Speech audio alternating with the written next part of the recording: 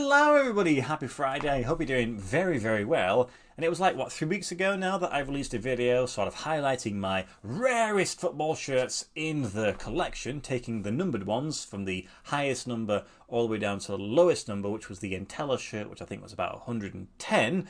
Fast forward a week or so, and typically a shirt appears for sale that is even rarer than that. And I'll be honest, when I made the purchase, I didn't realise truly what number it was. But it kind of makes sense when I go through it. So in here is a shirt that is, first and foremost, I think it's a really smart and a really interesting shirt, but it's also going to be my rarest shirt in the collection technically. So let's get it open. I've not held on to this one for too long because yeah, I'm pretty excited to see what it looks like in person. So yeah. So we'll get rid of the invoicing part. And we have some bubble wrap, which is good because it needed a little bit of protection.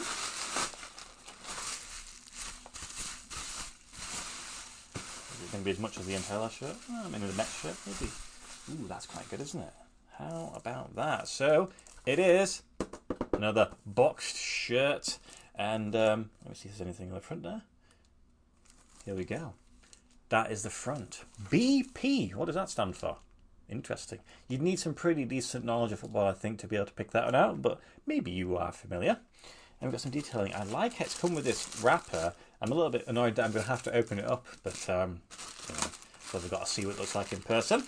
So let's get this off. And there we go. Beautiful. Now what I like about this is the raised text on that. That's a nice little bit of detailing on there. I presume it's just stuck on there. You've got a little Nike, and then on the edge we have the club name, and then on the side we have something else as well. Interesting. Also we have either side we have the year of founding for the particular club. So let's do the honours and unclasp the magnetic catch and see what's inside.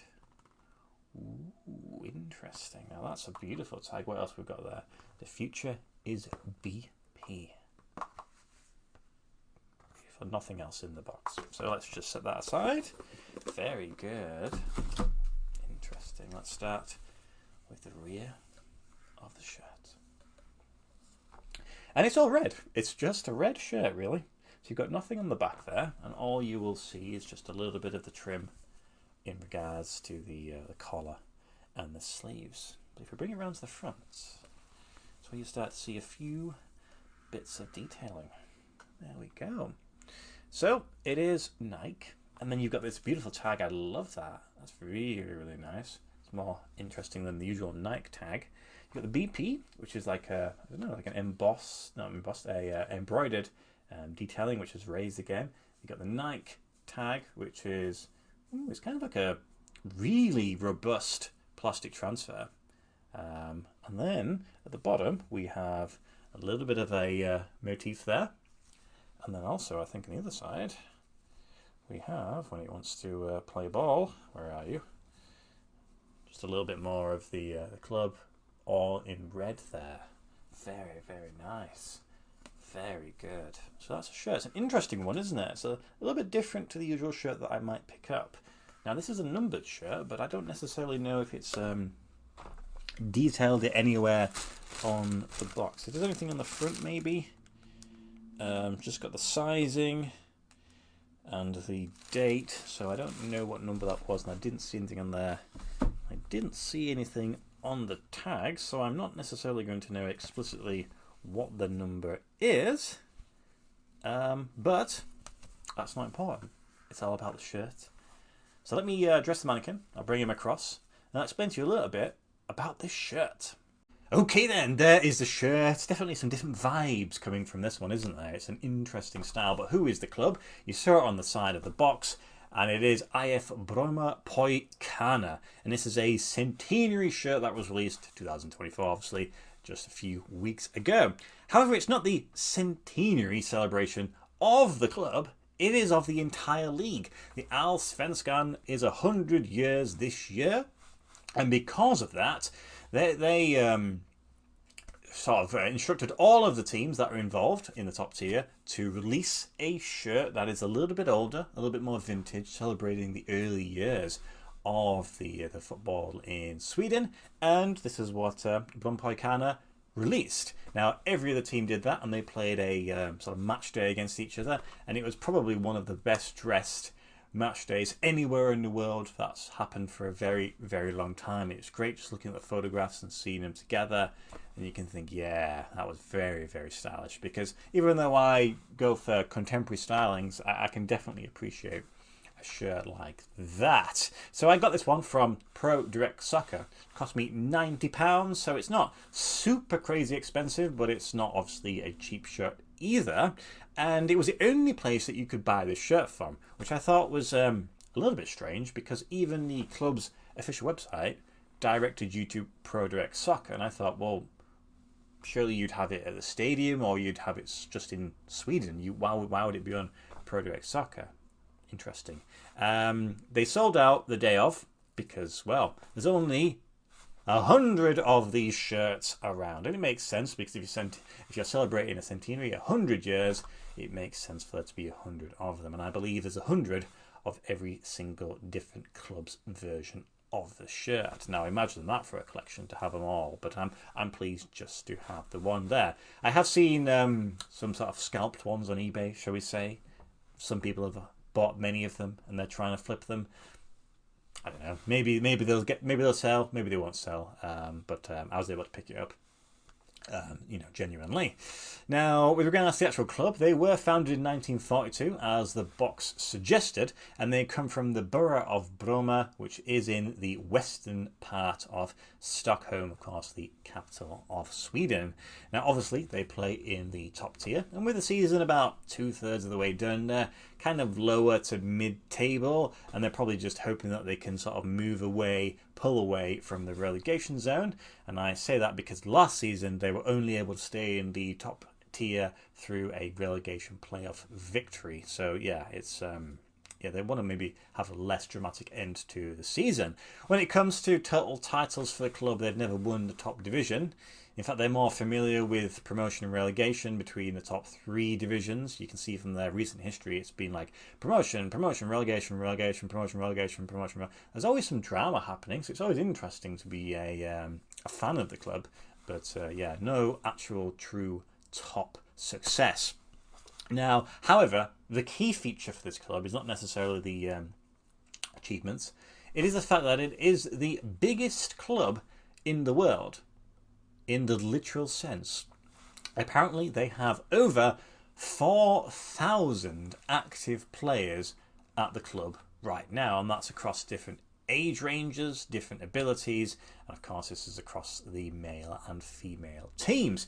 Many players there, and some of those players have gone on to sort of feature in sort of big European clubs across the world. Now, the shirt, of course, is a Nike shirt, which is cool. It's nice. I like that. I've got a few of the Nike special ones going on. And this shirt was worn by the men's team against AIK, who are not unfamiliar at releasing a special shirt. This club lost 2-1 because AIK are a pretty decent club there. And they also wore this in another game against Häcken, but I don't think Häcken was wearing their retro shirt, just their typical home or away shirt with many sponsors. So that match didn't look quite as smart as the one with AIK, but that's just, for whatever reason, that's what happened. However, it was, I believe, the ladies' team that wore this shirt first. They wore it against KIF Orebro.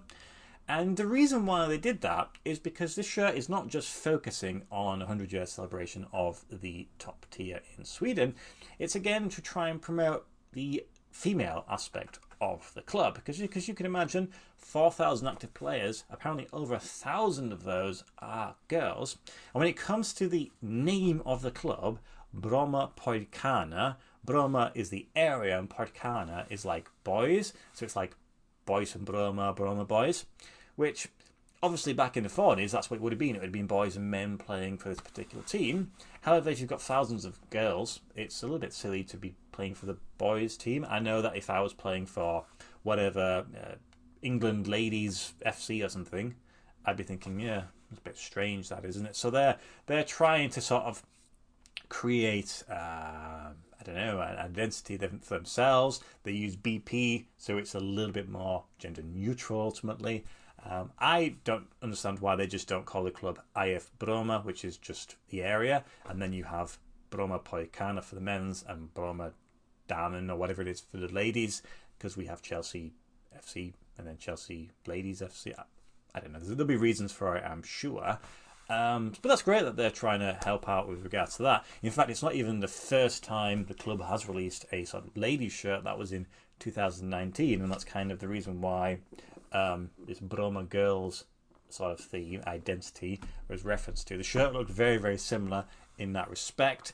And in fact, that was actually modelled by one of the men's players at that point as well. Well, he'd moved on, but he played for the club. See if you can guess who this player might well be. So it's nice to see that the club are releasing special shirts with some good themes behind it. And also that shirt came in a box. I've tried to find it online. I can't find any of them. I found some videos about it, so if you YouTube it, you'll see some interesting stuff. It seems like they sent them off to sort of Swedish athletes and sort of influencers and celebrities to try and promote it. But so many of them were there. Nothing for sale. So if anybody knows where you can grab one, or if anybody from Sweden's watching and maybe has a better link to an internal, I don't know, like a second-hand website, let me know, because that'd be quite cool to have both of them there. But that's really it. It's an interesting shirt. I bought it, didn't realise it was 100, but it makes sense. And obviously it's another boxed shirt. I love the box detailing. Very, very nice. And it's a little bit of a sort of a vintage style shirt, which I know some people prefer those ones. So if someone does ask, I can say, well, at least I have this one to show you. Yeah, so really simple. It'd be nice to know what number it is, but that is the case. So this is my rarest shirt, and it was worn by both the men's and the ladies teams. Let me know what you think. Pretty cool. And is anybody able to grab one, or does anybody else have any of the other teams? I suspect AIK would have been a little bit easier, possibly, because I think usually ProDirect have some of those, but the rest of the clubs probably literally just in Sweden, which is probably how it should have been anyway. So that's it. As always, thank you for watching my videos. Not quite sure what the next one's going to be. I've got a few shirts to show you now. I've been picking up some of them. Yeah, so I will see you next time. Goodbye.